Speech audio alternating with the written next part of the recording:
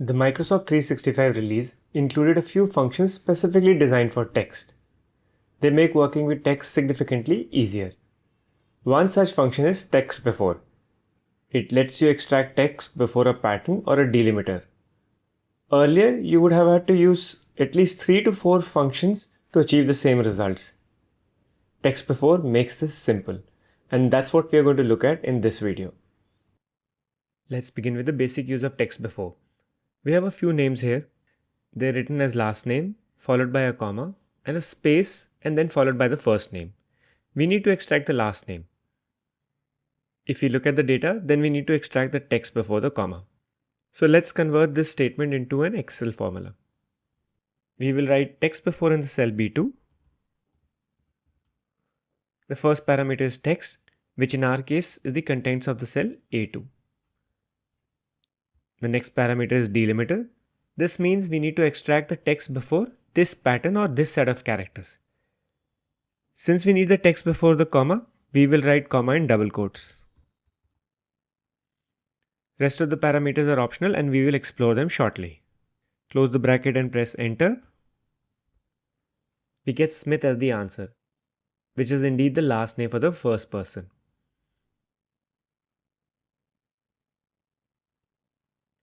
As we copy the formula, we get the last name for all of them. So that's the basic use of text before. Let's explore it further.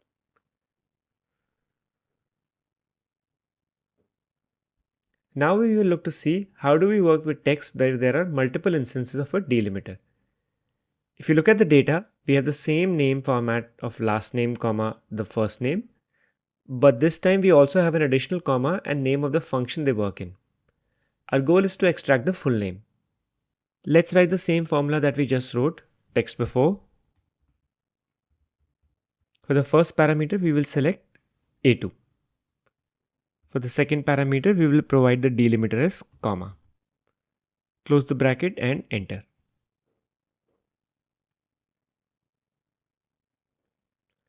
Copy the formula and we get the last name for everyone.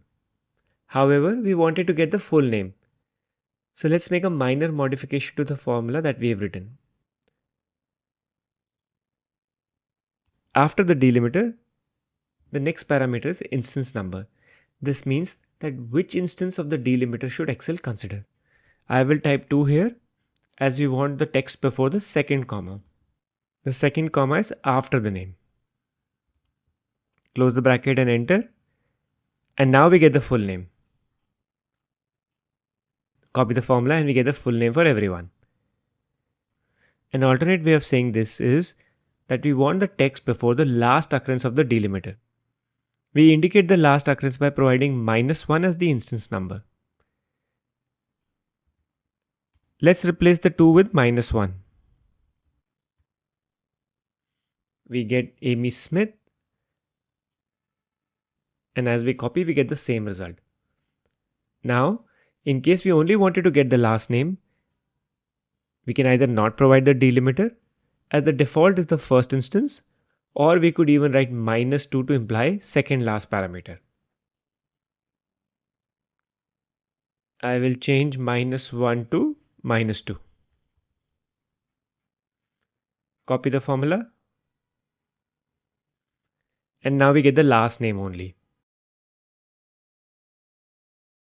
Now let's look at the data where we need to work with one or more delimiters. In this example, we have to extract the name of each person. You'll notice that the names and functions are separated by multiple delimiters.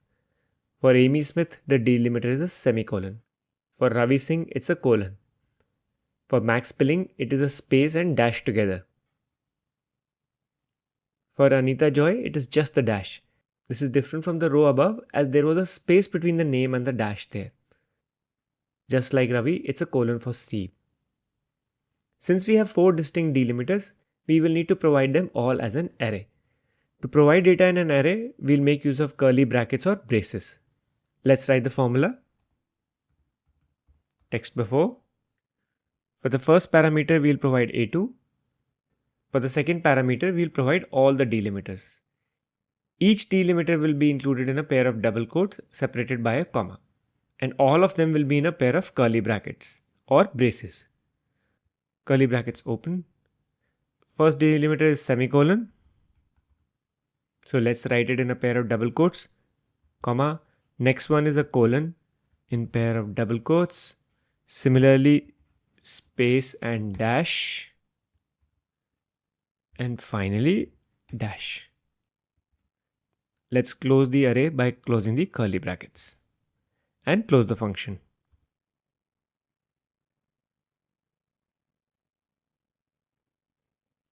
As I copy the formula, we get the answers in all the rows.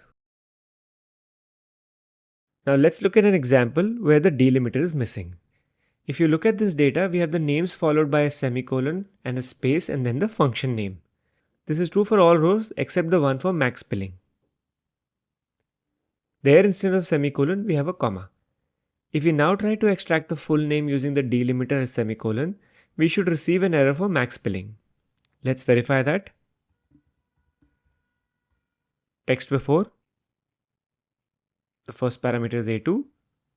And for delimiter, we provide semicolon. We get the answer for the first row. Now, as we copy the formula, we get the error for max billing. This is expected as there is no semicolon. Now, there are two ways in which we can handle this. Let's look at both of them. In the first method, we will use the optional parameter if not found. As you can see, that's the last parameter for the function. What if not found does is, in case text before does not find the delimiter, it will return whatever we provide here. So let's add a few commas till we reach the last parameter. And here I will provide a pair of double quotes. Now in case the function does not find the delimiter, it will return blank instead of an error. Let's copy. And the error from Max's name is gone. As per our instruction, it shows a blank now. So this is simple to do. In addition to this, we also have the option to display the original data. For that, we will use the match end parameter.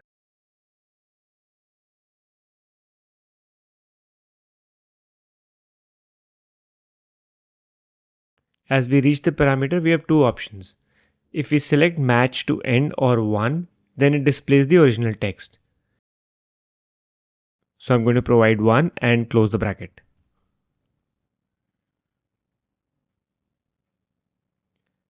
As I copy, it shows the original text for max billing and it also shows the function name. So we've looked at all but one parameter. But this one is very simple and is called match mode. If you see this data, we have the text name followed by a colon and a space, and then we have the name for the person. And after the name, we have a comma, space, function, colon, and a space, and then we have the function name. We need to extract the name of the employee. Now the word function is in different cases: completely uppercase, completely lowercase, and mixed case. Now if we write our function as text before, A2 for the first parameter, comma, for the delimiter, we will say comma, space, and the text function.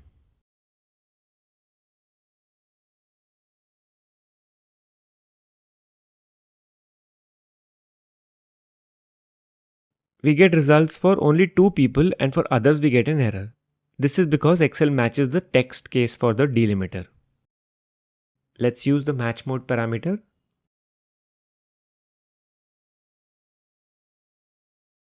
I will select 1 to perform case insensitive match.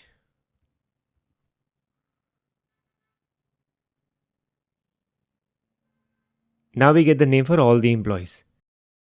And if you want to remove the label name, colon, and a space before the actual name, then we can use the text after function.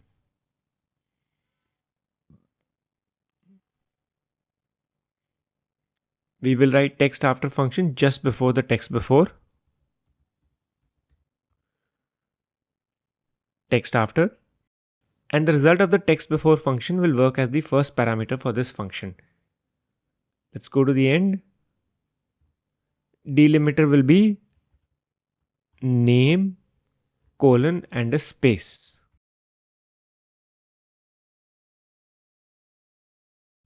And that's it. We copy it and we get the employee names. If you're not familiar with text after, then you can see my video on that function.